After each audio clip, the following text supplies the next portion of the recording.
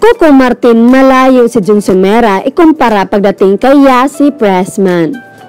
Bagamat hindi maiwasan ikumpara naman netizen si John Somera kay Coco Martin pagdating sa pag-alaga at pagtrato kay Yasi Pressman.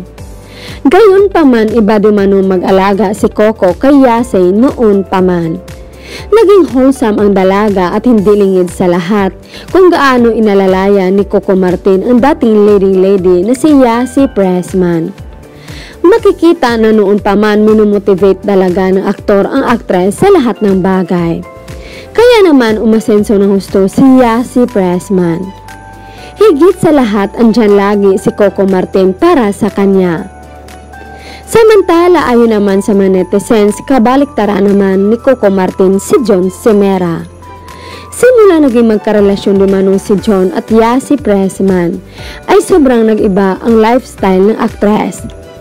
Naging liberated na ito. Saad pa nila, bad influence talaga si John Somera kay Yasi Pressman.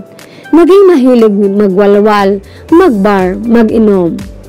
Sa kabilang banda, may payo naman ang mga ito kay Yasi Pressman. Sana daw hindi magkamali ang aktres sa pagpili sa magiging ama ng